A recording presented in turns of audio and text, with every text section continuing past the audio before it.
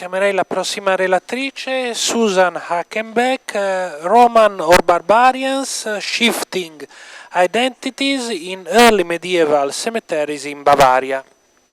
So first of all, I'm very sorry that I can't speak in Italian. I've made my PowerPoint in Italian and I hope this helps. Okay, so in this talk, I want to propose some new approaches for studying ethnicity in the early medieval period. Now, ethnicity in this time is a very problematic issue. Yeah? It's a very difficult issue. For a very long time, archaeologists have tried to fit our archaeological evidence into a very strict historical framework. And we've used an idea of ethnicity that is very rigid and very monolithic, and something that can be very clearly identified from the outside. Now, over the past 15 years or so, this approach has been criticized from a theoretical perspective and from a methodological perspective.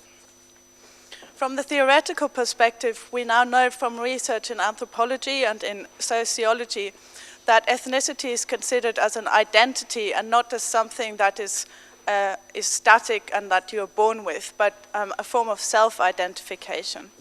And from a methodological perspective, this has implications for archaeology, because we can now no longer treat specific individual artifacts as a kind of identity card, as we have done for a very long time. So we used to use specific brooches, fibulae, for example, as a kind of ethnic identifier. Now, I want to propose some new ways for studying ethnicity in this period. So first of all, I want to lay out some of the fundamental problems we have in studying ethnicity in this period. This very much relies on a circular argument that we have in how we interpret the historical sources and how historians interpret the archaeological evidence. Now, this is based on, first of all, a very literal or simplistic reading of the historical sources. And archaeologists like to do that very much, where we just take some little pieces, little quotes from the sources, and then do something with this. And then next off, from this, we extrapolate the movements and the migrations of the barbarians and the tribal territories. And then from this, now using archaeology, we then interpret distribution maps of specific artifacts, specific fibulae, to fit into these tribal territories. So in the corner here, in the map, you see some Thuringian fibulae that have been fitted in with what we know from historical sources are the Thuringian tribal areas. And then next off, we use these artifacts as ethnic signifiers for individuals. And then we close the circle, so up at the top left, there's an individual that is buried with a certain kind of fibula, and we identify them according to a certain tribe. And these individuals then become our historical actors and then feed back into the circle of what we know from historical evidence. Now, I think differently from that, if we approach ethnicity as a form of identity, then we have to use some very different approaches. Now, ethnicity as identity, there are 3 points that I think are important. One is that a person has many social identities. Ethnicity is one of them, but there's also gender, age, or status, or profession. And then also ethnicity operates at several levels. So it is an individual thing, a local on a small scale, a regional identity, and a super-regional, and in the modern period we would consider that a national identity. And now third, different aspects of identity are relevant in different social situations. So for example, in the case of ethnicity, ethnic identity becomes relevant when we encounter strangers. So how can we apply this concept that is very much to do with self-identification to archaeology? So how can we study this using our archaeological evidence? I think this diagram shows very well how the two areas overlap. So on the left, you can see the identity of, this is by Falco Diem, who's a historian, and I think this is based on him. So he considers himself at the top a specialist for Roman villas. He's a professor, he's an archaeologist, and he's also university staff. And then down at the bottom there are his hobbies. He likes winter sports, he likes sailing, he likes railway historian, history of railways, and so on. And so for archaeology, I think there's a similar set of nested qualities to different forms of archaeological evidence. So down at the bottom right, there's a ceramic pot that again has different qualities. So there's a type of decoration, a type of temper, the clay is important, the way it was fired, the type of shape, and the way it was manufactured. So the way we can study our pot is composed of many different elements. And this kind of approach is what I've tried to then translate into the study of ethnicity in early medieval Bavaria. So this is my study area here. I've looked at 5 cemeteries in the area around Munich. And in this talk, I'm specifically going to concentrate on Altenerding and to a lesser extent Aubing. And the other 3 come into it, but not so much.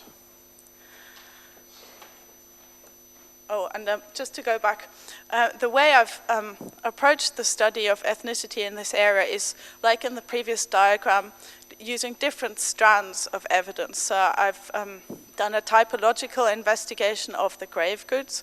Then I looked at where grave goods are positioned in the grave. I looked at where grave goods are placed within the cemetery. And then I compared cemeteries with each other. So, in the 5th century, in Altenerding, the second half of the 5th century is the so-called foundation phase. And you can see in the center, area A, that's where the earliest graves are. And I just want to mention very briefly that what's interesting about this period is that there's a real mixture of late antique artifacts and also what we can call Germanic-style artifacts, and there's also a mixing of burial traditions. So we have some late antique fibulae, but also over on the left we can see some Germanic-type fibulae and up at the top belt set.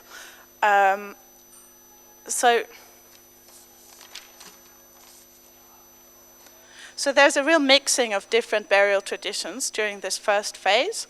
There's also use of late antique weapons, and in one case, up at the top left, there's north-south orientation of one grave, but also we have Germanic influences. So it's a very eclectic phase at this time, and a real kind of phase of an incipient barbarian tradition, but it's not fully formed yet. And then we move into the later 6th century, skipping the first half of the 6th century, we can see that the cemetery now is developed into different areas, so different from many other cemeteries of this period. Altenerding developed around internal nuclei. And these nuclei are defined by certain kinds of archeological evidence, fibulae, and also later on male belt buckles. And what's interesting is that these fibulae, very few of them are locally produced. Most of them are foreign, so there are Thuringian ones and some Ostrogothic ones and Langobardic ones. And these designate these different areas. So going on, here. And you can see here that the different kind of belt sets, they also support this pattern. So again, we have different kinds of belt sets used in different areas. The red ones are ones with round fittings, and the blue ones are ones with triangular fittings. So the 2 forms of evidence back each other up. Now, I interpreted this as evidence for family groups within this cemetery, where the families identify each other or themselves by certain kinds of artifacts that they use over a long period of time. Now, when we go into the 7th century, this breaks down. And the types of artifacts that are now used in the cemetery are very homogeneous across the whole cemetery, so we can't see these patterns anymore.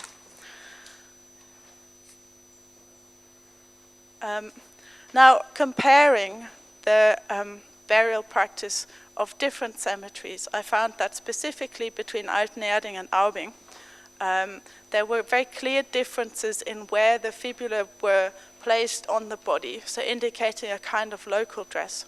Now, specifically, I mentioned Altenerding and Aubing here because they're very big. Altenerding has around 1,400 graves, and Aubing about 900, and the others are much smaller, so it's very easy to detect patterns in these ones. And I found that over time, these patterns of common dress were maintained. So from the 5th century all the way to the first half of the 6th century, you can see that there's a consistency in how the dead were dressed. And interestingly, the types of fibula that were used were not relevant to this kind of dress. So regardless of whether it was an Ostrogothic or a Frankish brooch, the dress was the same. Now this I find interesting when we use the specific example of the Gothic brooches, where the grave in the middle, 192, is one from Altenerding. And you can see here Ostrogothic brooches, but the way they were placed is like the typical way in Altenerding.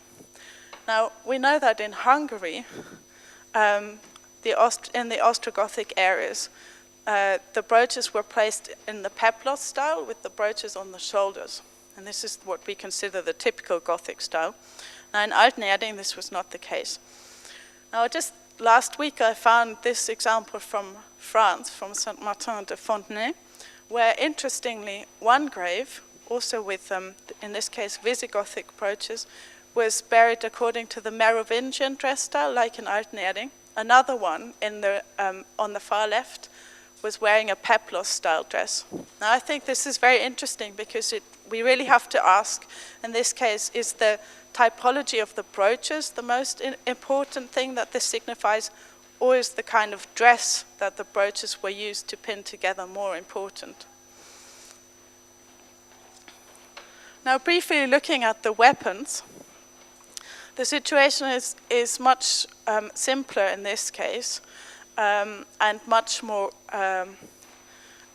coarse-grained in comparison with the fibula. So this is from a study done by Frank Siegmund, where he compared different proportions of brooches in different areas amongst the Franks, the Saxons, Thuringians, and Alemanni. And then I added the Munich cemeteries. And he found that there were differences in the proportions of weapons that were regularly used. So in terms of ethnic identity, we can see that there are broader changes over a broad period and a broad area, but it's not very detailed, and I could not find any difference between the cemeteries. It's all very homogeneous, but we can see there's a difference between Bavaria and Alemannia, for example. So in the 7th century then, there's a big change in the burial practice, going away from using 4 fibulae to just 1. So there's I think a return to Roman ideas of dressing, or maybe to Byzantine ideas. And we can see that there's a combination of this, that the Byzantine fashions really had an influence in the increasing use of beads that were stitched on the dress in the form of collar. So you can see here the empress's fashion, and then a kind of local interpretation of this.